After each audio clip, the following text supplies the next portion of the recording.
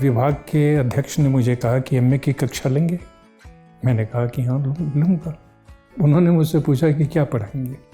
मैंने कहा कि आप जो कहेंगे। उस पर वो थोड़ा चौंके। मैंने कहा पढ़ करके ना पढ़ाना है, तो इसलिए जो कहिएगा। कामायनी मुझे पढ़ाते थे कामेश्वर शर्मा, बिहार विश्वविद्यालय मुजफ्फरपुर में। और उस समय तक कामायनी के जितने संस्करण हो चुके थे वे सभी उनके पास थे। सीपीआई का विभाजन हुआ, फिर सीपीएम का विभाजन हुआ, फिर एक नई पार्टी बनी और स्वाधीन भारत में पहली बार उसने व्यवस्था परिवर्तन की बात की थी, सत्ता परिवर्तन की नहीं। निराला ने ही तुलसीदास में ये पंक्तियाँ लिखी हैं, देश काल के सर से बिंधकर वह जागा कवि अशेष छविधर, जोक शब्द राहुल संकृत्यायन के यहाँ सबसे पहले जिस विपुलता में आता है उसके बाद नागार्जुन के यहाँ ही आता है। अगर ऐसा नहीं होता तो पीसी जोशी, श्यामाचरण दुबे को प्रेमचंद पर लिखने की क्या आवश्यकता थी। प्रेमचंद में वो क्या नहीं है, इकोनॉमिक्स की दृष्टि से देखिए, पॉलिटिक्स की दृष्टि से देखिए। तो जारे जमाना तो इन्होंने कह दिया, केवल 3 ही शब्द है। अब आलोचक इसको डिफाइन करे, इसको बताए कि किस जमाने को कहते हैं कि जारे जमाना छूटा हुआ है। क्योंकि जो आंदोलनकारी है, जब आप उसको भी आंदोलन जीवी कहने लगे तो फिर कैसे होगा। समाज को बदलने में विचारों की बड़ी भूमिका होती है। तत्काल में नहीं बदलता, तत्काल में तो उसे राजनीति बदलती है। जानकी वल्लभ शास्त्री ने कहीं अपने एक लेख में लिखा है, मैं भूल रहा हूँ, वो लेख भी मुझे मिल नहीं रहा है, कि वो मजदूरी जो पत्थर तोड़ रही थी जिस सड़क के किनारे बैठ करके, उसके सामने आनंद भवन था। मैं सामान्य रूप में जो बुद्धिजीवी शब्द का प्रयोग किया जाता है, वो कॉलेज में पढ़ाने वाला अध्यापक है वो भी बुद्धिजीवी है, वकील साहब वो भी बुद्धिजीवी हैं, बीए एमए में बुद्धिजीवी हुए हैं, जबकि उनके पास बुद्धि नाम की कोई चीज़ ही नहीं है। नमस्कार, आप संगत देख रहे हैं। मेरा नाम है अंजुम शर्मा। आज हमारे बीच हैं प्रोफेसर रवि भूषण। प्रोफेसर रवि भूषण आलोचक हैं और एक ऐसे आलोचक हैं जो आलोचना की आलोचना करते हैं। यानी उनके काम रामविलास शर्मा से लेकर बहुत सारे आलोचकों तक विस्तृत हैं। इसके अलावा आप जब जब उन्हें सुनेंगे या पढ़ेंगे तो समय के लिए वो 3 से 4 शब्दों का इस्तेमाल करते हैं, जैसे हिंस्र, भूतहा या फिर भयावह। ये वो शब्द हैं जो उनकी आलोचना या फिर उनकी शब्दावली में समय को लेकर बार बार आते हैं। मैं उनका जब परिचय पढ़ रहा था तो बहुत कमाल की चीज़ उसमें दिखलाई ये पड़ी। लिखा था कि मुजफ्फरपुर ज़िले में यानी बिहार में उनकी पैदाइश है। साल 1946 दिसंबर का वो महीना है, लेकिन परिचय में लिखा था संभवतः वो 17 दिसंबर को पैदा हुए थे। तो संभवतः ये शब्द अपने आप में बहुत दिलचस्प है कि संभवतः क्यों।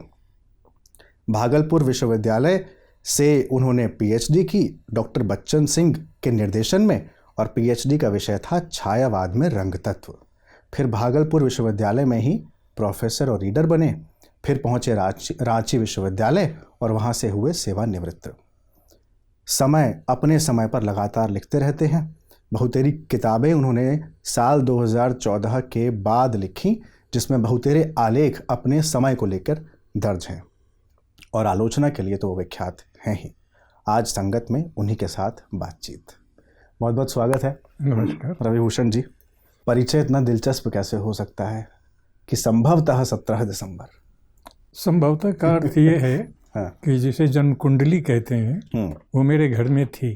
तो मैं शायद बीए में पढ़ रहा होऊंगा, माँ से कभी मैंने लेकर उसे फाड़ दी। उसके बाद न मुझे तारीख याद रही न कुछ। तो संभवतः इसलिए लिखा कि गांव में पड़ोस में, जैसे पटीदारी कहते हैं जी, उसमें मेरे एक भाई होते थे। उन्होंने कहा कि मैं उनसे 4 या 6 दिन बड़ा हूँ, और उन्होंने अपनी तारीख कुछ उसी के आसपास बताई। इसलिए मैंने संभवतः लिख दिया, क्योंकि प्रमाण तो है नहीं। और जो सर्टिफिकेट है, सर्टिफिकेट में इसके भी पहले लिखा हुआ है, जो बिल्कुल गलत है। 11 अक्टूबर 1946 ये जो मैट्रिक का प्रमाण पत्र है उसमें यह है। लेकिन मेरी छोटी बहन, जो सबसे छोटी बहन है, उनका कहना है कि नहीं, मैं 1 वर्ष बाद 1947 में पैदा हुआ था। लेकिन बड़े भाई प्रोफेसर शीतांशु जी मानते हैं कि नहीं, यही है। तो जो है ठीक है, उसका क्या फ़र्क पड़ता है, समय में तो ज़्यादा नहीं रखा है। ठीक आज के समय में ज़्यादा रखा है। नहीं, ठीक बात है। बिहार की पैदाइश है, मुजफ्फरपुर ज़िले की, फिर पढ़ाई आपने जैसे मैंने परिचय में बताया वो सब हुआ। लेखन की तरफ आकृष्ट किस तरह से हुए? क्या डॉक्टर बच्चन सिंह के निर्देशन में शोध करना आपके जीवन का टर्निंग पॉइंट था?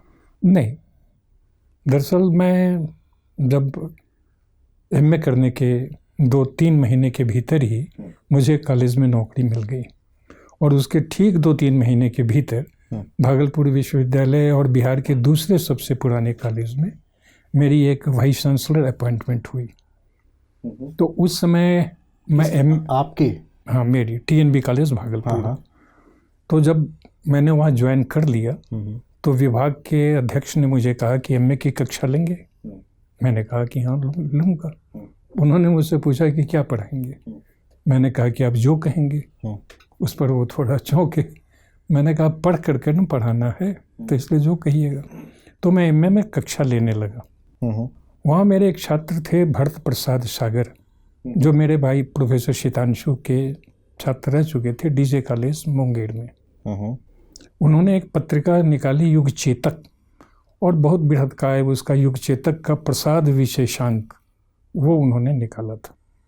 और देश भर में वो चाहे सूर्य प्रसाद दीक्षित हों, रमेश कुंतल में हो वगैरह, प्रसाद से जुड़े हुए लेख उसमें थे। तो उन्होंने मुझसे भी कहा कि कुछ लिखने के लिए। तो मैंने उनको कहा कि ठीक है, सोचता हूँ। मैंने उनको कहा कि ठीक है, मैं एक लिख दूंगा। और मैंने लिखा कामायनी में रंग तत्व, नहीं, कामायनी में नील वर्ण का प्रयोग। कामायनी में नील वर्ण का प्रयोग। नील परिधान बीच सुकुमार खुलड़ा मृदुल अधखोलांग। तो यह जो नील शब्द है वो कामायनी में अनेक बार आता है। ठीक बात है। तो मैंने थोड़ी मेहनत से, अब क्यों लिया, कामायनी मैं पढ़ रहा था, मेरे कोर्स में था एमए में। और जान करके आपको आश्चर्य होगा कि उसमें कैसे अध्यापक हुआ करते थे। कामायनी मुझे पढ़ाते थे कामेश्वर शर्मा, बिहार विश्वविद्यालय मुजफ्फरपुर में। और उस समय तक कामायनी के जितने संस्करण हो चुके थे वे सभी उनके पास थे। अगर 16 संस्करण हो चुके हैं तो 16 पास। क्या बात। क्योंकि उसका मतलब ये था कि पाठ में थोड़े शब्द भेद कहीं देखने को मिलते थे, तो मूल से वो बतलाते थे अपने छात्रों को कि सही शब्द ये है। तो हो सकता है। और मेरा स्पेशल भी था छायावाद। पहली बार एमए में विशेष पत्र के रूप में छायावाद दाखिल हुआ था। श्यामनंदन किशोर भी मेरे अध्यापक थे। ऑनर्स में चूंकि अच्छे अंक आए थे, सर्वोच्च, तो श्यामनंदन किशोर जी की इच्छा थी कि मैं सूरदास स्पेशल लूँ। श्यामनंदन किशोर जो अनामिका जी के पिताजी थे, उन्होंने भी मुझे ऑनर्स और एमए में पढ़ाया था। तो उनकी इच्छा थी कि मैं सूरदास लूँ। तो मैंने कहा कि नहीं, मैं सूरदास नहीं लूँगा, छायावाद। उन्होंने कहा कि अभी तुरंत नया विषय लगा है, पोजीशन खराब हो जा सकती है, सोचो। मैंने कहा नहीं सर, छोड़। तो मैंने छायावाद स्पेशल ले लिया। कैसे अध्यापक थे? कौन? श्यामनंदन जी। श्यामनंदन किशोर जी अध्यापक अच्छे थे, उसमें दो मत नहीं। लेकिन वहाँ सबसे अच्छा अध्यापक कामेश्वर शर्मा माने थे। अच्छा। कामेश्वर शर्मा का जो लहजा था, जो उच्चारण था, वो कुछ इतना अद्भुत था कि लोगों का कहना था कि उन्होंने इसे हासिल किया है श्रमपूर्वक। और जितना भी आप उस समय का आधुनिक समकालीन साहित्य कहिए, उसे वो पूरी तरह परिचित वगैरह था। तो इन सब की सोहबत में या इनके निर्देशन में? नहीं, अध्यापक थे वो, निर्देशन में नहीं। अध्यापक थे बस। लेकिन सोहबत, दरअसल बात ये हुई कि बीए करने के बाद मुझे एक नेशनल स्कॉलरशिप मिल गई जी। तो नेशनल स्कॉलरशिप जब मुझे मिली एमए में पढ़ाई करने के लिए, तो हॉस्टल में रहने का मिलाकर 110 रुपये प्रति महीना वो छात्रवृत्ति हुआ करती थी। तो मेरे पास कुछ पैसे थे, तो मैं पत्र पत्रिका खरीदता था। तो नई कहानी सब में, तो पत्रिकाओं का चस्का जो है सो वहाँ से लगा। तो कहानी में क्या घटित हो रहा है ये सब मैं देख रहा था 65-66 से ही, तो कह सकते हैं। और 67 में जब नामवर सिंह संपादक हो गए थे आलोचना के, तो मैं आलोचना के प्रथम अंक से लेकर के मैं पढ़ रहा था सारी चीज़ें। तो उस तरफ मेरा थोड़ा झुकाव हुआ। लेकिन जब मैं कामेश्वर शर्मा से मिलने के लिए गया एमए करने के बाद, तो कामेश्वर शर्मा ने मुझसे पूछा था कि किस चीज़ में रुचि है, क्या करोगे। तो मैंने कहा था आलोचना। तो उन्होंने कहा कि पिटाई खानी पड़ेगी। उन्होंने दिनकर पर एक पुस्तक लिखी थी, दिग्भ्रमित राष्ट्र कवि, और दिनकर ने दिल्ली में गंगा बहा दी थी। तब उन्होंने लिखा था, दिनकर की टिप्पणी थी, मैं जानता हूं कि तुम एक जानदार आलोचक हो, मेरे बारे में तुम्हारी राय सख्त भी है। तो उन्होंने कहा, फिर उन्होंने दूसरी सलाह दी कि दिल्ली चले जाओ। मैंने दूसरी सलाह नहीं मानी, लेकिन मैं बात कर रहा था भरत प्रसाद सागर की, तो कामायनी में लीन रोल का प्रयोग लिखा। उसके बाद नचिकेता, जो मेरे बड़े प्यारे मित्र थे, पिछले दिनों उनका निधन हो गया जी जी। उन्होंने एक पत्रिका निकाली, अंतराल।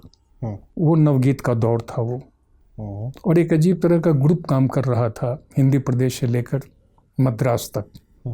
मैंने लिखा, नवगीत कितनी हार कितनी जीत। और योगेश्वर, जो काशी विद्यापीठ में हिंदी के अध्यापक थे, वहाँ से एक जर्नल निकलता था, तो योगेश्वर से कभी भेंट हुई थी मुंगेर में। उन्होंने कहा कुछ दीजिए, तो मैंने उनके लिए लिखा था विद्यापति का हिंदी कविता पर प्रभाव।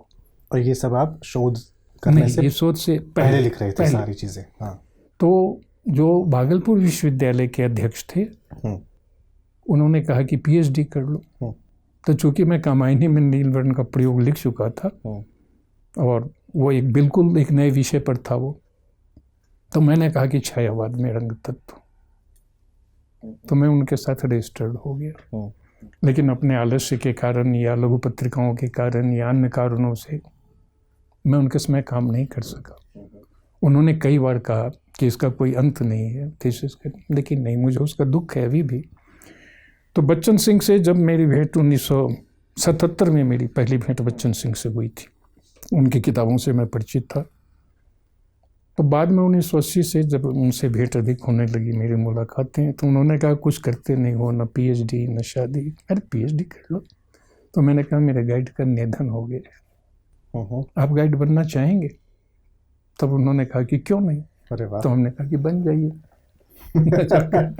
बच्चन सिंह से मैं इसी तरह बात करता। क्या बात है।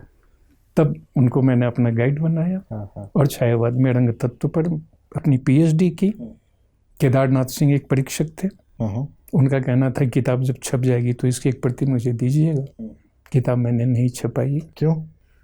दूसरी दुनिया में चले गए। फिर आलोचना में, आलोचना में वो भी तो आलोचना थी, लेकिन अब उस तरह से मुझे लगा नहीं। 80 के दशक से बदल तो रहा था मैं 68-69 के ही, लेकिन उसमें आप कहिए कि 80 के दशक से वो ज़्यादा, या 77-78 से ज़्यादा मेरी सक्रियता हुई। क्या हुआ इस तरीके का कि वो सब चीज़ें छोड़कर 77-78 में वो बदलाव आपके भीतर आने शुरू हो गए? बदलाव के भीतर तो देखिए, ये मुख्यतः ये 68-69 से ही शुरू हो चुका था, जब विभाजन, सीपीआई का जो विभाजन है, आपने ठीक पकड़ा। सीपीआई का विभाजन हुआ, फिर सीपीएम का विभाजन हुआ, फिर एक नई पार्टी बनी जी। और स्वाधीन भारत में पहली बार उसने व्यवस्था परिवर्तन की बात की थी, सत्ता परिवर्तन की नहीं। लोहिया हमेशा सत्ता परिवर्तन की बात कर रहे थे, कांग्रेस हटाओ, और नेहरू के साथ उनके जो डिफरेंसेस थे लोहिया के, वो आ रहे थे। लेकिन व्यवस्था परिवर्तन की बात सबसे पहली बार भारतीय राजनीति में, स्वाधीन भारत की राजनीति में नक्सलवादी आंदोलन के बाद हमें देखने को मिलता है। तो मैं तरह तरह की चीज़ें पढ़ने लगा, सब कुछ पढ़ने लगा। लेफ्ट में और अधिक थोड़ा हो गया, सक्रियताएं मेरे सांस्कृतिक क्षेत्र में कहीं अधिक हो गई। आपातकाल से थोड़ी पहले भी थी, लेकिन तभी भी थी। आपातकाल के बाद जब जनता पार्टी की सरकार बनी 77 में, और जो कई कैदियों को जेल में बंद किया गया था, तो उसकी रिहाई के लिए मैंने लंबा खासा जुलूस निकाला। तो महेश्वर नाम से आप परिचित होंगे, ये बहुत प्यारा नाम है, बहुत प्यारा नाम, हमारे अत्यंत आत्मीय। वो हमारे बड़े भाई के बड़े प्रिय छात्र थे, इतने तेजस्वी कि हम कह नहीं सकते। वो टॉपर थे ऑनर्स के, बाद में वो बीएचयू में पढ़ने के लिए चले गए। और उनके बारे में एक चीज़ बताऊं कि आलोचना में इंद्रनाथ मदान का एक लेख प्रकाशित हुआ था, कामायनी एक असफल कृति। कामायनी एक असफल कृति। असफल कृति। तो महेश्वर ने उसके विरुद्ध एक आलोचना लिखी 20 पेज की, 4th ईयर में ही पढ़ रहे थे, बीए के फाइनल ईयर में। तो खैर महेश्वर से मेरा उनके छात्र जीवन से ही परिचय संबंध था। बाद में उनकी नियुक्ति हो गई BN कॉलेज पटना में, नवजनवादी सांस्कृतिक मोर्चा बना, मैं उससे जुड़ गया और मैं सांस्कृतिक मोर्चे पर मैं ज़्यादा सक्रिय रहा, बहुत अधिक सक्रिय, कह नहीं सकता, बहुत अधिक। दो चीज़ें निकल के आ रही हैं। आलोचना 20 पन्ने की लिखी, उस पर तो मैं आऊँगा, उससे जो सवाल निकल रहा है। पहले इस बात पे आता हूँ कि बहुत अधिक मैं सक्रिय रहा तो दूसरी दिशा में चला गया, रचना कर्म धीरे धीरे कम होता चला गया, लेखन कम हो गया। तो क्या सांस्कृतिक सक्रियता अगर आपकी अधिक हो तो वो लेखन पर नकारात्मक प्रभाव डालती है? नहीं, ऐसा मैं नहीं कहता। कुछ दूसरी चीज़ें भी थी, पारिवारिक भी थी। हमारे बड़े भाई 1977 में अमृतसर चले गए थे, परिवार में छोटी बहनें थीं। 78 में पिता की सेवानिवृत्ति हो गई थी, तो जिसको घर बार कहते हैं उधर भी ध्यान था, तो जितना होना चाहिए। और मैं लिटिल मैगजीन्स में हमेशा देख रहा था, उस सब के संपर्क में था, तो लेखन कम रहा, लेकिन पढ़ना तो थोड़ा बहुत उसमें होता रहा। सांस्कृतिक सक्रियताओं में बड़े बड़े जुलूस वगैरह, शिव वर्मा के साथ मैंने मंच शेयर किया हुआ है, डी प्रेमपति के साथ जी। शिव वर्मा मुझे कानपुर में बुलाते थे कि आ जाओ कुछ दिन रहो साथ, लेकिन मैं उनके समय में कभी कानपुर में नहीं आया। सक्रियता बढ़ी फिर नए सिरे से प्रेमचंद जन्मशती वर्ष से। बीच में इन 3 लेखों के बाद और कुछ लेख हो सकते हैं जो मुझे याद नहीं है, मेरी स्मृति भी अब थोड़ी कमज़ोर हो रही है, लेकिन प्रेमचंद जन्मशती वर्ष के बाद पूरी तरह से ये सक्रियता बढ़ गई। ठीक, अब उस पे दूसरे सवाल पे आ रहा हूँ। जो आपने कहा कि महेश्वर जी ने 20 पेज का एक आलेख लिखा, कमायनी का सफल कृति के उस पे 20 पन्ने का एक लेख लिखा, और ये कहते हुए जो आपके चेहरे के भाव थे वो थे कि बहुत अच्छा आलेख था। सवाल ये है कि एक आलोचक का मूल्यांकन किस आधार पर होना चाहिए? जाहिर सी बात है 20 पन्ने के आधार पर तो नहीं होता होगा। नहीं, अब उस समय वो आलोचक नहीं थे, छात्र जीवन में उन्होंने लिखा था।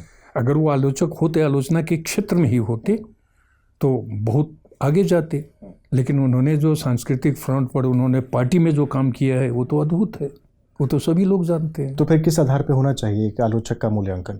अगर आप एक आलोचक का मूल्यांकन कहते हैं तो जाहिर है कि वो लेखन के ही आधार पर होगा, और जब लेखन के आधार पर होगा तब उसमें 2 चीज़ें मेरे ख्याल से देखी जानी चाहिए कि वो केवल साहित्यिक आलोचना है या साहित्यिक आलोचना के साथ साथ सामाजिक सांस्कृतिक आलोचना भी है। यानी वो कृति का मूल्यांकन किस दृष्टिकोण से कर रहा है? ये कृति में जो चीज़ें मौजूद हैं, जिसको क्लोज रीडिंग कहते हैं, उस क्लोज रीडिंग को करते हुए, माने कोई भी कृति अपने समय में लिखी जाती है और एक समाज में लिखी जाती है। कालिदास हो तब शेक्सपियर हो तब कबीर हो तब तुलसीदास हो तब कोई भी हो, प्रेमचंद हो, निराला हो, कोई हो, तो एक समय विशेष में लिखते हैं। और रचनाओं में वह समय विशेष सीधे न सही, लेकिन वो दर्ज रहता है, वो समाज भी दर्ज होता है। तो आलोचना के लिए चिंता, या इसको ऐसे पूछता हूँ, आलोचक के लिए आलोचना के केंद्र में क्या होगा? समय समाज या फिर रचना? पहले तो कृति ही होगी, पहले तो कृति होगी जो टेक्स्ट है वह, लेकिन टेक्स्ट के साथ कॉन्टेक्स्ट भी होगा, क्योंकि प्रत्येक टेक्स्ट का एक कॉन्टेक्स्ट होता है। अब आप देखिए कि निराला ने ही तुलसीदास में ये पंक्तियाँ लिखी हैं, देश काल के सर से बिंधकर वह जागा कवि अशेष छविधर, उसका स्वर भर भारती मुखर होंगी। देश काल के सर बिंधकर, समय सापेक्ष और समाज सापेक्ष, और ये चीज़ें मौजूद होती हैं। साहित्यिक आलोचना विशुद्ध अर्थ में या शुद्ध अर्थ में साहित्यिक आलोचना नहीं है, उसे सामाजिक आलोचना है, समाज से और समयबद्ध। उसमें वो कैसा समय, प्रेमचंद का अगर आप गोदान पढ़ते हैं, कोई भी आप रख लीजिए, तो उसमें उनका समय ध्वनित होता है वो। तो मैं उस रूप में अब आलोचना को देखता हूँ, क्योंकि एक टेक्स्ट जो है, एक टेक्स्ट में बहुत सारी चीज़ें मौजूद होती हैं, और उसमें से समय को, अब जैसे आज के समय में अगर हम कबीर को देखते हैं तो कबीर का तो समय है, उसकी हमको जानकारी चाहिए, लेकिन हम उसका पाठ या उसका मूल्यांकन या उस पर लेखन तो हम अपने समय में कर रहे हैं। तो ये 2 समय की टकराहट अगर हम न भी कहें तो 2 समय का मिलन होता है। शेक्सपियर अगर 21st सेंचुरी में अगर लिखे जाएंगे तो जाहिर है कि उनको कोई 15वीं 16वीं शताब्दी की ही दृष्टि से केवल नहीं दिखेगा, और कालबद्ध होकर ही कोई भी रचना कालातीत होती है, इसलिए उसका कालबद्ध होना आवश्यक है। तो रचना के अंतः संसार में आलोचक प्रवेश कैसे करता है? अब वो तो कृति के माध्यम ही प्रवेश करेगा। कृति का पाठ कैसे करते हैं? आलोचक मूलतः एक सजग पाठक हुआ करता है, सावधान पाठक हुआ करता है। लेकिन हर सावधान पाठक आलोचक नहीं होता। लेकिन उसमें उसके कुछ बीज मौजूद हो सकते हैं। अब कैसे वह कृति विशेष को देखता है उस पर निर्भर करता। मान लीजिए आप पाठक हैं, अभी आलोचक नहीं हैं, और आप केवल पढ़ रहे हैं किसी कृति को, लेकिन पढ़ते पढ़ते कुछ तो ऐसा होता होगा, आपको लगता हो कि अब मैं आलोचक की भूमिका में आ गया हूँ, मैं पाठक की भूमिका में नहीं रहा, और अब मुझे इस पर लिख देना चाहिए। नहीं, आलोचक की भूमिका में आ गया हूँ ऐसा नहीं कहा जा सकता। पहले से बनी बनाई धारणा के साथ तो आप बैठेंगे नहीं, पढ़ते हुए लगेगा। और अगर हम लिख रहे हैं तो जाहिर है कि हम उस पर अपने विचार, जैसे मैं आपको एक चीज़ बतलाऊं, गोदान का प्रकाशन 1936 में हुआ था, और कोई हिंदी का ऐसा आलोचक नहीं है जिसने गोदान पर कुछ न कुछ नहीं लिखा हो, और बेहतरीन नहीं लिखा हो। ठीक बात। तो लोग ये मान लेंगे कि गोदान पर लिखने के लिए कुछ भी शेष है ही नहीं है। लेकिन मैं जब पढ़ने लगा गोदान को, 5-6-7 बार पढ़ा, तो उसमें मुझे एक चीज़ मिली। तो मैंने देखा कि इस पर ध्यान किसका गया है, तो रामविलास जी का गया था, लेकिन रामविलास जी ने उसको फैलाया नहीं था, उसका उल्लेख किया था। अब मैं आपको बताता हूँ कि 36 के बाद लगभग 80 वर्ष के बाद मैंने जो कुछ नोट्स और सोचने के क्रम में लिखा था वो खो गया था। जब मुझे अचानक मिला तो मुझे लगा कि खजाना मेरे पास मिल गया है। मैंने गोदान में स्पेकुलेटिव कैपिटल की चर्चा की। खन्ना राय साहब से, खन्ना बैंक मैनेजर है, शेयर भी लेता है, उसकी अपनी फैक्ट्री भी है ये शक्कर की। जब धनुष यज्ञ हुआ, गोदान में प्रसंग आता है और ये लोग शिकार के लिए निकलते हैं, उसी के आसपास दोनों का वार्तालाप है। एक ये 2 पैराग्राफ में है। खन्ना कहता है कि इस समय स्पेकुलेशन जो है वही सब कुछ है। प्रेमचंद अगर बंबई अगर न गए होते तो ये प्रसंग नहीं आता। सट्टा बाजार का आप इतिहास देखिए तो कहाँ से शुरू हुआ भारतवर्ष में और कैसे भी।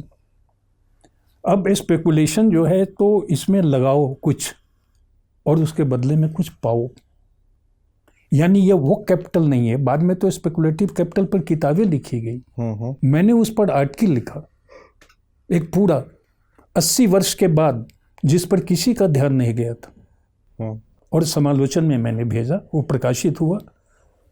तो उसको देखकर लोगों ने कहा कि नहीं, फिर से पढ़ना चाहिए मुझे गोदान। ये अचानक नहीं होता है, कौंधती है कोई चीज़, किस समय कौंधेगी। एक बेहतरीन रचना या क्लासिक रचना जो है वो बार बार आपको आमंत्रित करती है।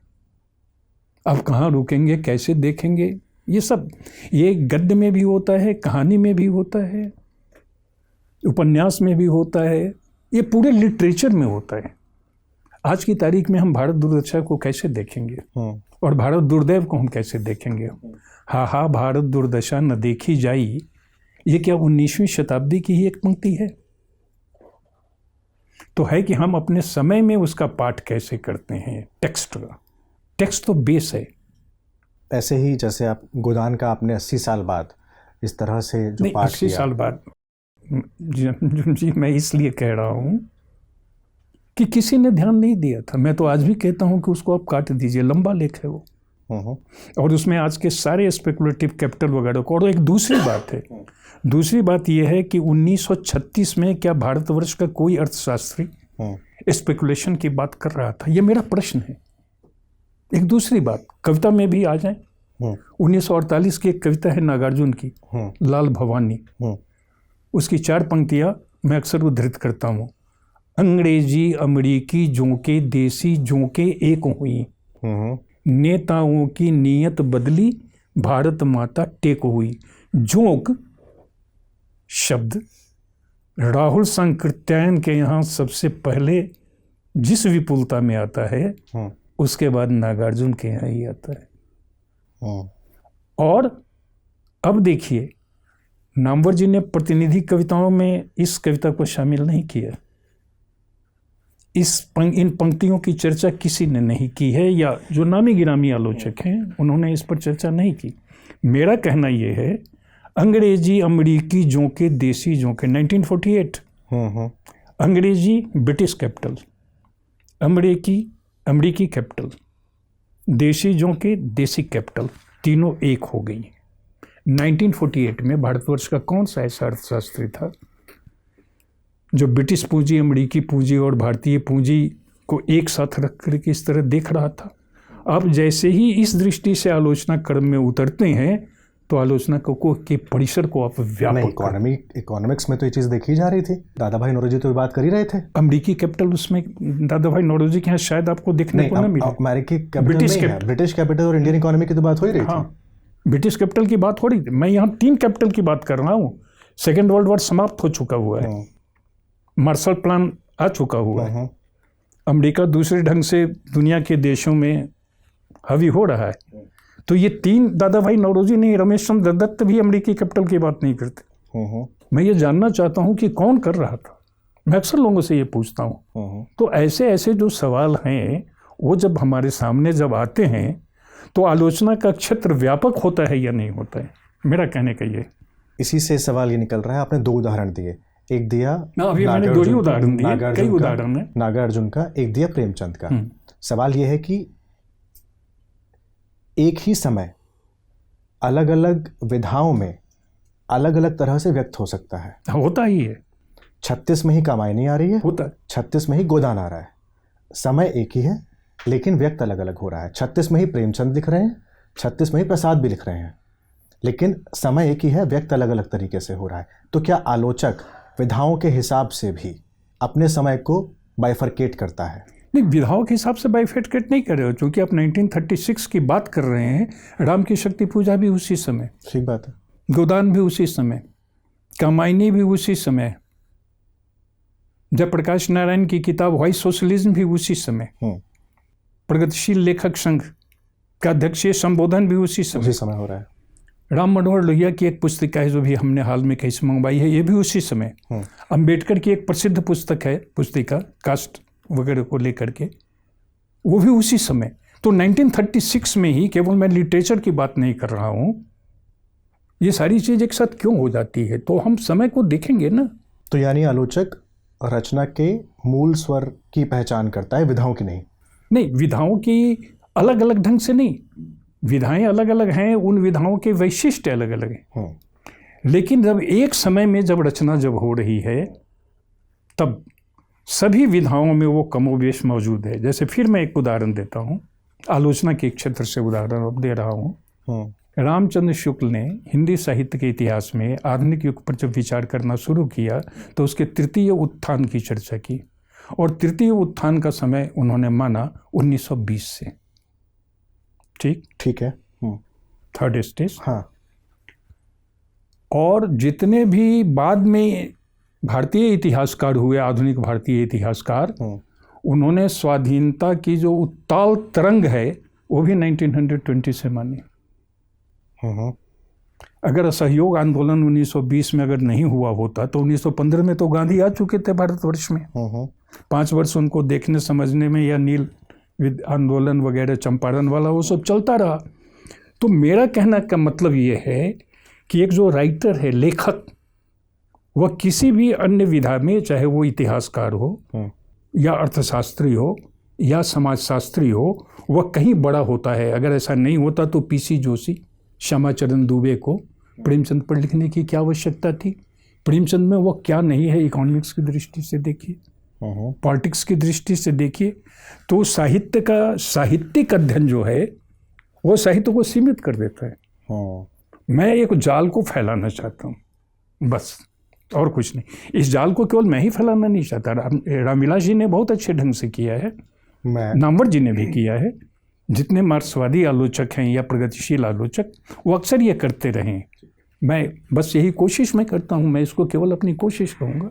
इससे मतभेद हो सकते हैं किसी को, लेकिन मैं चाहता हूँ कि मतभेद को मेरे सामने रखे, संवाद तो हो, सही बात, ताकि मैं भी अपने को संशोधित कर सकूँ।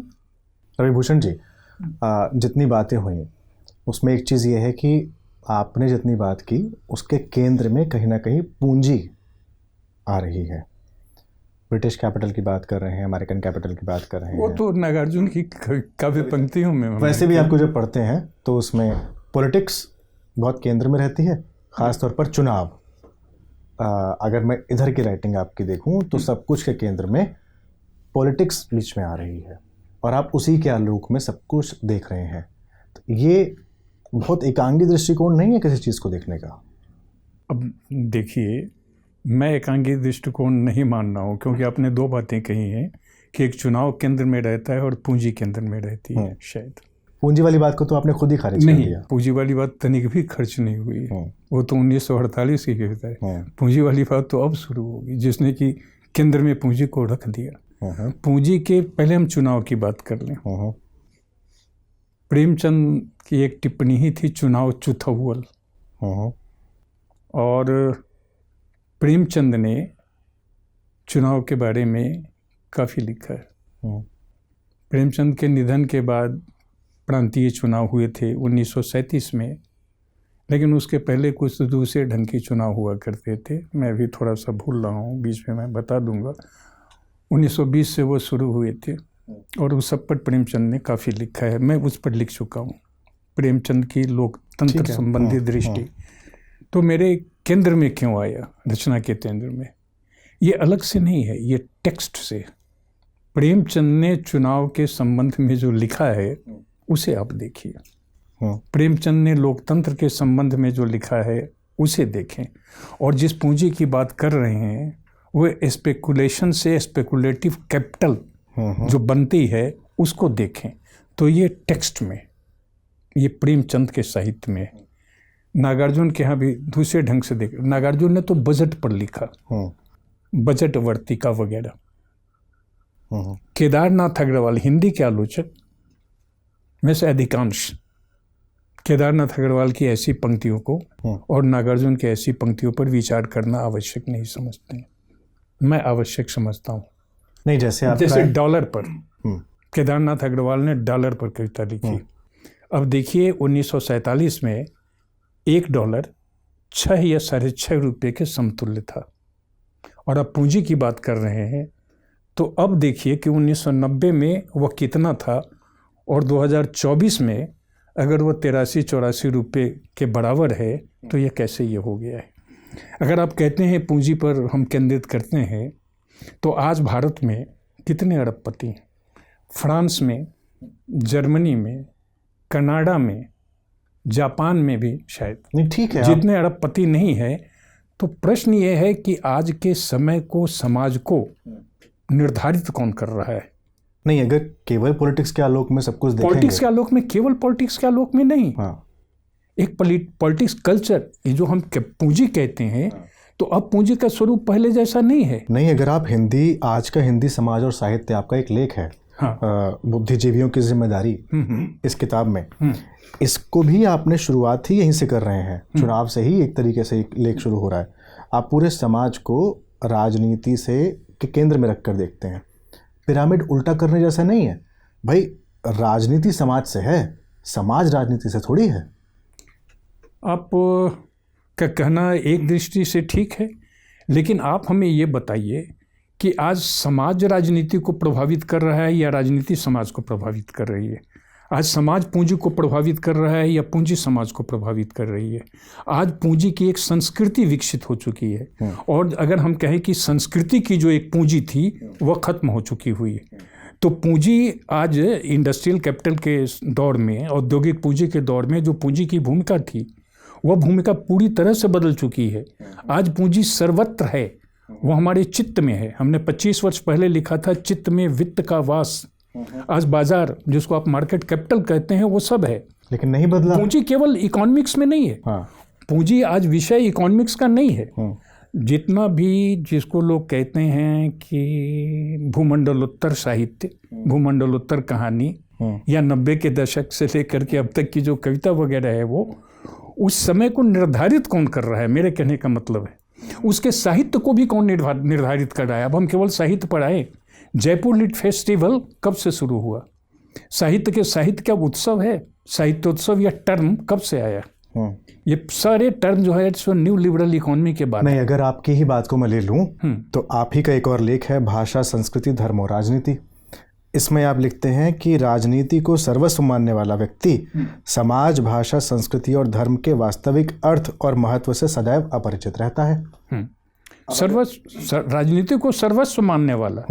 मैं यहाँ पूंजी को भी कह रहा हूँ। अगर आप पूंजी को ही सर्वस्व मान रहे हैं, सर्वस्व नहीं मानने, देखिए मैं सर्वस्व नहीं मान रहा हूँ किसी को, अहम भूमिका में कह रहा हूँ। सर्वस्व तो कोई हो नहीं सकता है वो, लेकिन जो अहम भूमिका में तो कुछ होते हैं ना समाज में। और अगर मान लीजिए अगर आप इस दृष्टि से चल रहे हैं, तब तो जो आलोचना आप कर रहे हैं, आलोचना कर्म है, वो प्रभावित होगा, क्योंकि आप एक चीज़ के आलोक में या 2-3 चीज़ों के इर्द गिर्द पूरी आलोचना को रख कर देखेंगे। तो यानी विचारधारा, जिस विचारधारा से आप आते हैं उसमें पॉलिटिक्स और पूंजी, इन दोनों का बहुत बड़ा रोल है, अहम रोल है। तब तो विचारधारा आपकी आलोचना को प्रभावित करती होगी। नहीं, विचारधारा आलोचना को प्रभावित नहीं कर रही। ये हम विचारधारा आलोचना आप वहाँ से निकाल लें, ये दूसरी चीज़ है। जैसे इधर एक शब्द चला बुलडोजर न्याय। न्याय कैसा शब्द है? सामाजिक न्याय होता था, सोशल जस्टिस राजनीति में भी चला, आर्थिक न्याय भी होता है, इकोनॉमिक जस्टिस जो नहीं मिला। अब आप कह रहे हैं बुलडोजर न्याय, शब्द को कितना प्रभावित कर रहा है राजनीति को, आप वो कृपया देखें। बुलडोजर न्याय जैसे ही हम कहते हैं तो जो न्यायालय की भूमिका है वह न्यायालय की भूमिका गौण हो जाती है और बुलडोजर प्रमुख हो जाता है। तो हमारे सारे शब्द जिससे कविता बनती, वो सारे शब्द लगभग खत्म किए जा रहे हैं, वो मूलार्थ उसका नष्ट किया जा रहा है। जबकि शब्द, कविता में जो शब्द है उन पर ओस गिरनी चाहिए, उन पर बिजली चमकनी चाहिए, उनमें से पसीने की गंध आनी चाहिए। आज कहाँ मिलते हैं? एक ही शब्द का प्रयोग कवि भी कर रहा है, हत्यारा भी कर रहा है, राजनीतिक भी कर रहा है, सभी कर रहे हैं। शब्द एक ही है। तो हम तो ये देखने की कोशिश करेंगे ना कि कवि के यहाँ वह शब्द किस रूप में आया है। वो पृथ्वी आती है तो किस रूप में पृथ्वी आती है? वो भीतर से आती है या हम एक रेटरिक की तरह हम इस्तेमाल कर रहे हैं कि पृथ्वी पृथ्वी हम बोलते चले जाए? तो मेरी चिंता ये विचारधारा नहीं। अगर आपको ऐसा लगता है, मैं कहीं भी इसमें मैं मार्क्स और मार्क्सवाद का मैं नाम नहीं लेता, लेकिन अगर ऐसी ध्वनि आपको मिल सकती है तो फिर हम क्या कर सकते हैं? नहीं, जो आप देखिए, साहित्य या आलोचना जो है वह लुच धातु से बना। लुच का अर्थ ही है देखना। हम कैसे देखते हैं किसी भी चीज़ को, यह देखना अद्भुत है। हम यथार्थ को देखते हैं 2 आँखों से, हम कविता पढ़ते हैं 2 आँखों से, लेकिन हम कविता को इन 2 आँखों से नहीं देखते। वो जो अंतःचक्षु है, भीतरी आँख, हम वहाँ से देखते हैं। देखिए तोड़ती पत्थर में निराला ने कैसे लिखा, देख कर देखा नहीं कोई मुझे उस दृष्टि से जो मार खा रोई ने, उस दृष्टि से। इसलिए यह जो दृष्टि है यह प्रमुख है, चाहे वो काव्य दृष्टि हो तब, चाहे वो आलोचना दृष्टि हो तब, ये प्रमुख है हमारे कहने का मतलब कि हम कैसे देखते हैं हम टेक्स्ट को। नहीं, तो वो कौन सी दृष्टि थी रवि भूषण जी जिसने आपको ये कहने पर मजबूर कर दिया कि वरवर राव भारत ही नहीं पूरी दुनिया के सबसे बड़े क्रांतिकारी कवि हैं? 1 मिनट, दुनिया के जितने भी क्रांतिकारी कवि थे 20वीं शताब्दी में अपने समय की व्यवस्था को बदलने वाले, पूंजीवादी सभ्यता का विरोध करने वाले, उसके लिए यातनाएं सहने वाले, वे सारे कवि दिवंगत हो चुके। आप हमें खुद बताइए कि 21वीं शताब्दी में स्पेनिश में या कहीं भी हुए हैं, लेकिन तब हम ये देखेंगे कि वरवर राव को स्टेट ने कितनी बार जेल में डाला और उन पर एक भी जो है सो चार्ज जिसको कहते हैं आरोप, वो सही उन पर वो नहीं हुआ। तो इसलिए मैंने कहा भारतवर्ष के तो निस्संदेह क्रांतिकारी कवि हैं वो। अगर कोई दूसरा क्रांतिकारी कवि है तो हमें बताएं। नहीं, तो वरवर राव की भाषा बहुत हद तक राजनीति की भाषा है। मेरा सवाल ये है कि किसी रचनाकार को राजनीति की भाषा क्यों बोलनी चाहिए? इसलिए बोलनी चाहिए, इसलिए कि राजनीति हमारी सांसों को प्रभावित करती। इसका अर्थ ये है कि हम जो हवा लेते हैं, जिस वायुमंडल में हम जीते हैं, अगर हवा ही प्रदूषित हो चुकी हुई हो तो हमारी फिर सांस का क्या होगा? नहीं नहीं नहीं, कविता या रचना के राजनीतिक निहितार्थ तो हो सकते हैं, लेकिन वो झंडा उठाकर चले नहीं, यहाँ पर झंडे की बात नहीं है।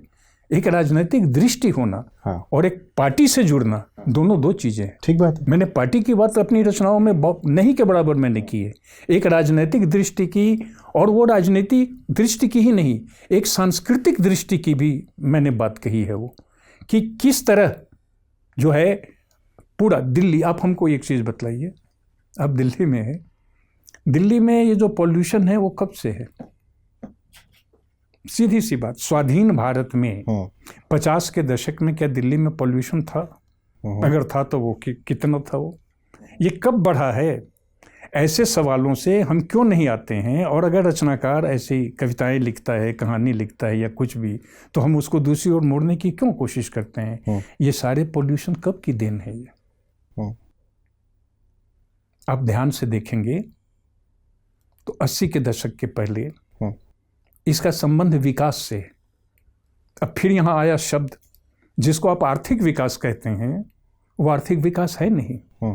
उसके लिए डेवलपमेंट सही शब्द नहीं है, उसके लिए सही शब्द है वृद्धि, इकोनॉमिक ग्रोथ। तो ग्रोथ और डेवलपमेंट में तो फर्क होता है। फर्क होता है, बहुत होता है, लेकिन आर्थिक विकास कहा जा रहा है। ग्रोथ क्वांटिटेटिव है, हाँ, डेवलपमेंट क्वालिटेटिव है। क्वालिटेटिव है, और डेवलपमेंट जो होता है वो किसी एक क्षेत्र में नहीं होता, वो संपूर्ण में होता है। वो वृद्धि जो है सो किसी एक क्षेत्र में हो जाएगी। गिल्टी बढ़ गई, लेकिन गिल्टी अगर बढ़ गई है तो जरूरी नहीं हम उसके लिए कहेंगे कि गिल्टी का विकास हो गया है। तो मेरे कहने का मतलब है कि जो इकोनॉमिक ग्रोथ जो होता है, उस इकोनॉमिक ग्रोथ को आपने तो इकोनॉमिक डेवलपमेंट कह दिया।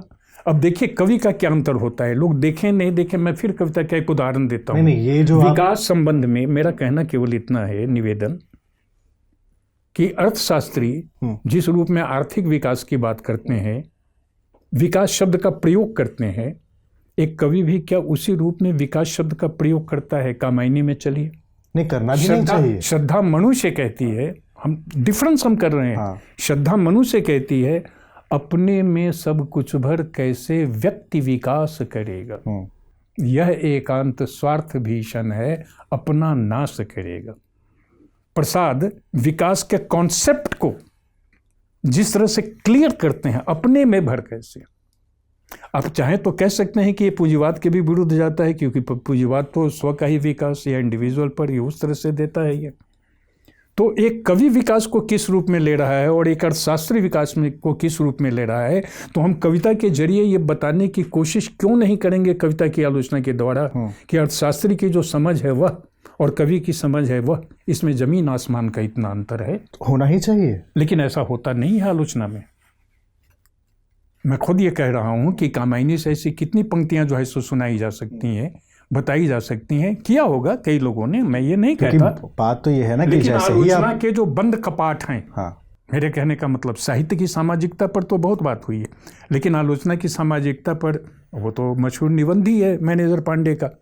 हम आलोचना की सामाजिकता पर, आलोचना के सांस्कृतिक पक्ष पर हम क्यों नहीं विचार करेंगे? नहीं, सवाल तो ये है ना कि अगर रचनाकार सीधी सीधी राजनीति की भाषा बोलेगा, तब एक राजनेता और रचनाकार में अंतर क्या है? पहली चीज़ तो ये। दूसरी ये, क्या वो अपनी रचना से निर्वासित हो चुका है जो राजनेता की भाषा बोल रहा है? नहीं, राजनेता की भाषा वो नहीं बोलता है।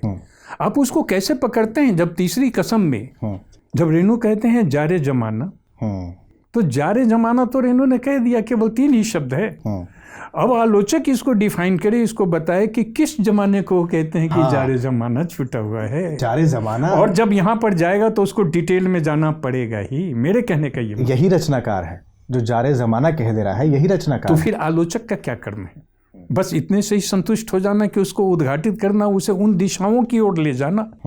देखिए, हिंदी आलोचना के साथ सबसे बड़ी दिक्कत ये है, रामविलास शर्मा की जितनी भी आलोचना आज तक हुई है, रामविलास शर्मा ने मनोविज्ञान के क्षेत्र में, अर्थशास्त्र के क्षेत्र में, सहमति असहमति की बात अलग है, इतिहास के क्षेत्र में, यहाँ तक कि स्नायु तंत्रिका, न्यूरोलॉजी अगर हम नहीं कहें तो तंत्रिका शास्त्र वगैरह, इस क्षेत्र में कोई काम या किया नहीं। तो किसने मना किया था कि आप रामविलास शर्मा की इन चीज़ों को उद्घाटित नहीं कीजिए? मैं आ रहा हूँ, इसी पर आ रहा हूँ। एक बात से ये वाली बात पूरी करूँगा। आपने कहा जारे ज़माना, जो आपने उदाहरण दिया, यहाँ सवाल एक ये है कि आलोचक रचनाकार जितनी दूर तक देखता है, क्या आलोचक को उस रचनाकार के साथ साथ चलना चाहिए या अपने विवेक का प्रयोग कर प्रभावित होने से बचना चाहिए? एकदम आलोचनात्मक विवेक इसीलिए चलता है ये। हाँ, उसके पास एक आलोचनात्मक विवेक होता है।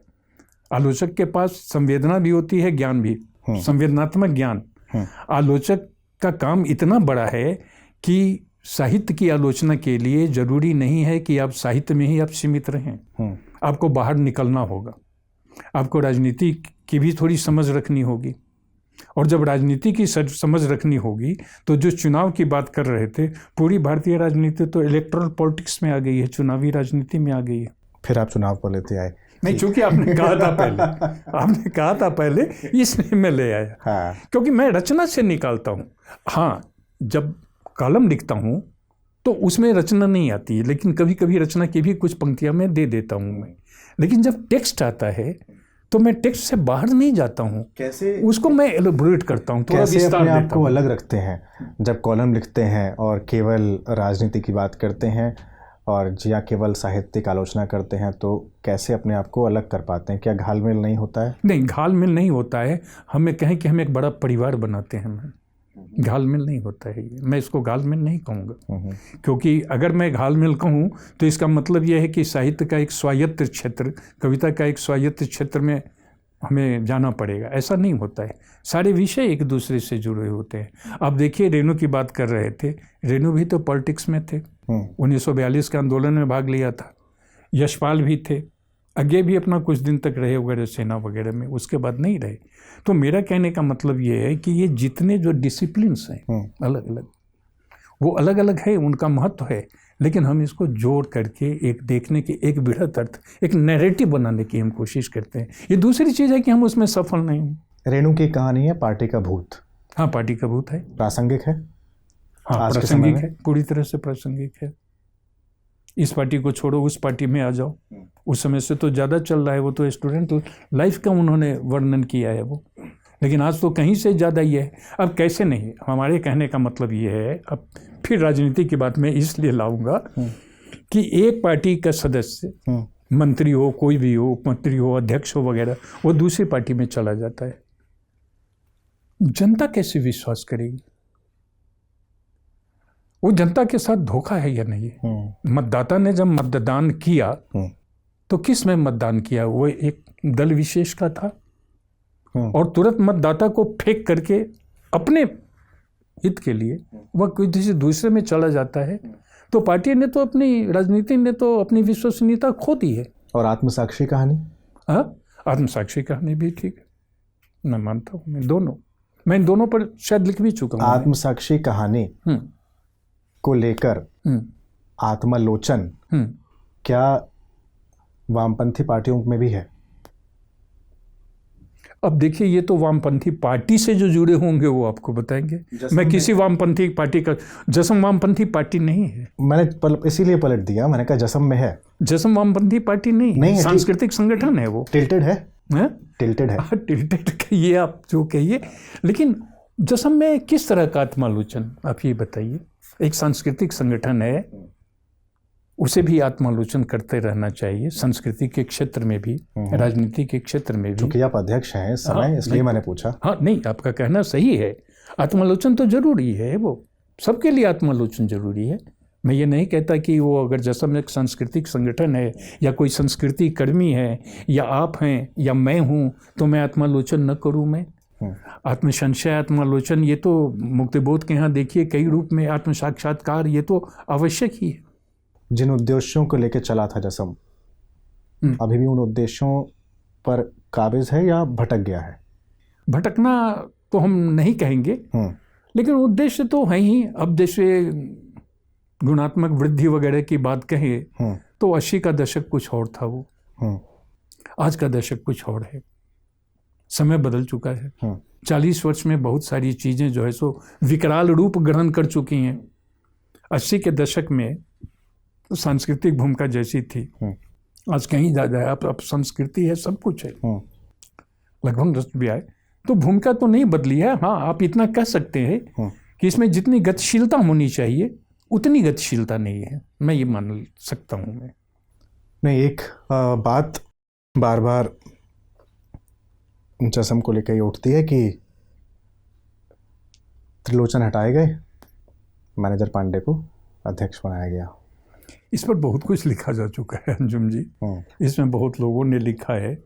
ऐसा नहीं है, त्रिलोचन ने भी ऐसा कहीं नहीं कहा है कि मुझे हटाया गया है। लोग कहें तो देखिए, राजनीति में भीड़ का महत्व है। अब तर्क दीजिए, त्रिलोचन को हटाया गया आप कह रहे हैं, लेकिन त्रिलोचन भी तो कहेंगे ना, आ चुके हैं इस पर काफ़ी लिखा गया है, कहा भी गया है। तो ऐसा नहीं है, त्रिलोचन ने कभी ऐसे नहीं स्वीकारा है कि मुझे हटा दिया गया।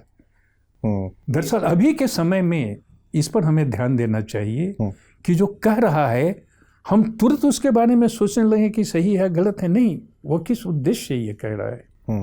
हो सकता है कि वो जसम का विरोधी भी हो, ये भी हो सकता है। कई सवाल हमारे आते हैं। नहीं तो उसको देना चाहिए साफ कि त्रिलोचन का ये लिखा हुआ है कि मुझे जसम से हटाया जा रहा है।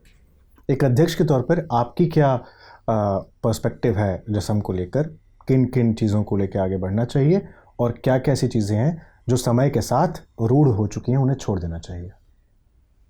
अब देखिए, ये तो आप बिल्कुल सांस्कृतिक संगठन की बात कर रहे हैं और मैं केवल जसम की ही बात मैं नहीं करूंगा। क्योंकि आप अध्यक्ष इसलिए मैं ये कहूँगा कि इस समय सांस्कृतिक कर्म, इस सांस्कृतिक राष्ट्रवाद के दौर में सबसे आवश्यक कर्म है, जटिल कर्म है।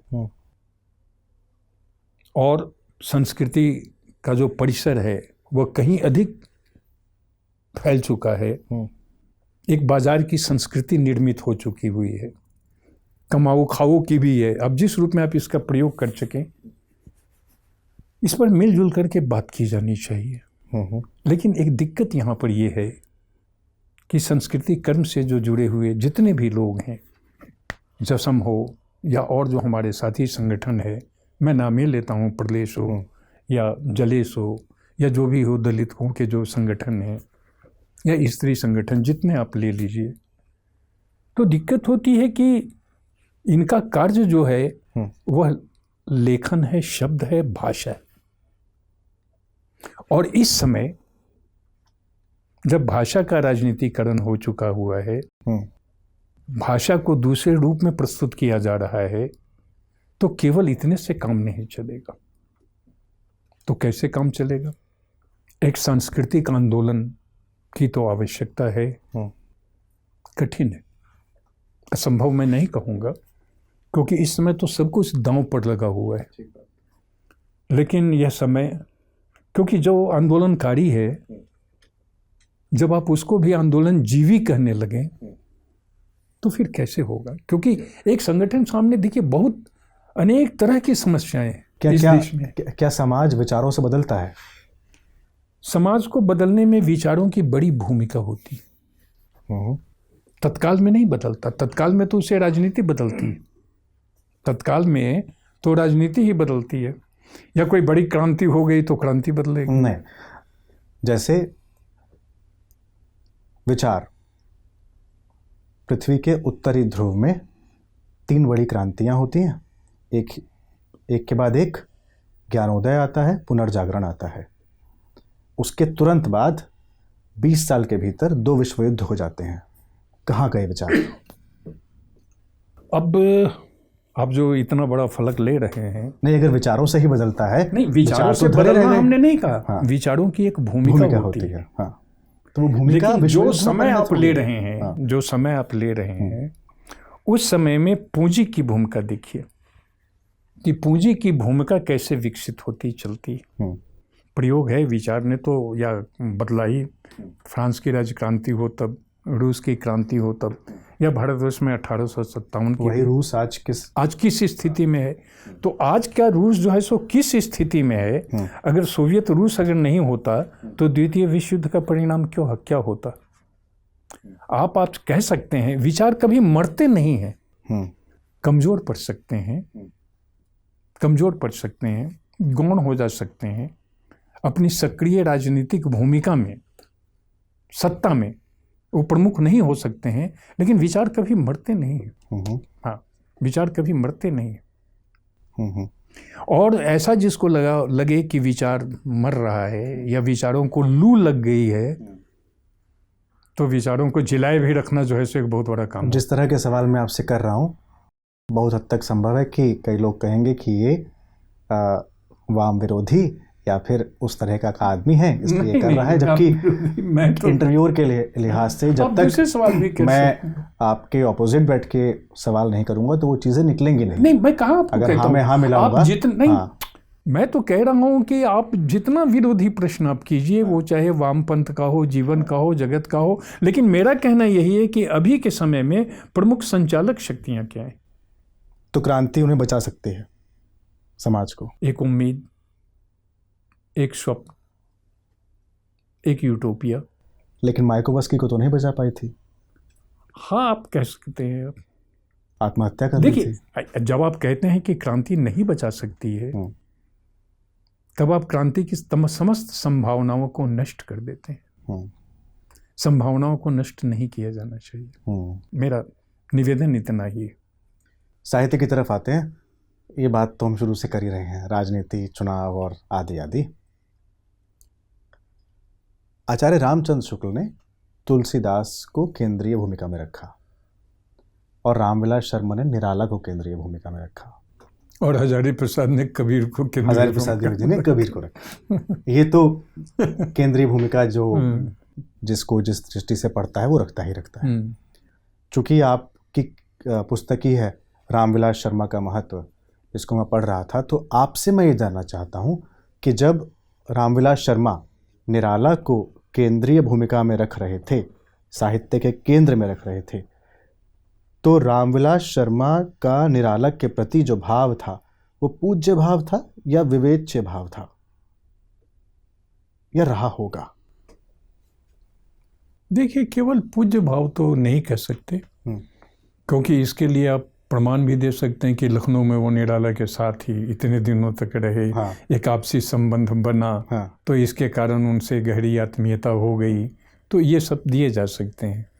लेकिन जब आप निराला की साहित्य साधना को देखेंगे और निराला पर लिखे हुए विचार को, तो ऐसा नहीं है कि सर्वत्र उनकी सहमति ही है। पूज्य भाव एकदम पूज्य भाव नहीं है। नहीं, जब वो कहते हैं कि पराधीन भारत का अभिशप्त कवि, रामविलास शर्मा जब निराला को पराधीन भारत का अभिशप्त कवि कहते हैं, तब एक मन में उठता है कि ये किस भाव से कहा है। विवेच्य भाव तो नहीं, इतना बड़ा स्टेटमेंट नहीं दिलवाएगा। नहीं, इतना बड़ा नहीं है। अगर हम इस कथन पर ही अपना ध्यान दें तो उलट करके मैं ये सवाल करना चाहूँगा कि पराधीन भारत का और कोई दूसरा अभिशप्त कवि है? और यह जो अभिशप्तता है वह कब से है, कब तक है, कितने रूपों में है?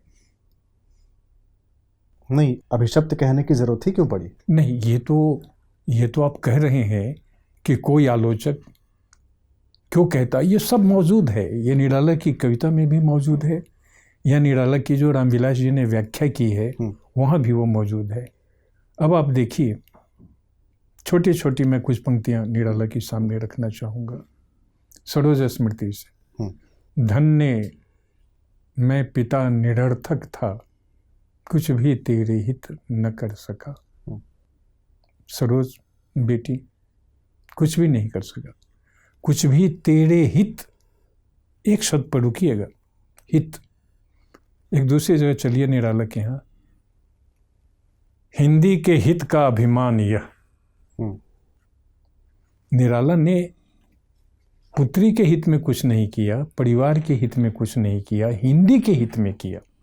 और जिस हिंदी के हित में किया, उस हिंदी ने उनके समय में उनके साथ क्या किया, यहाँ एक सवाल उठता है।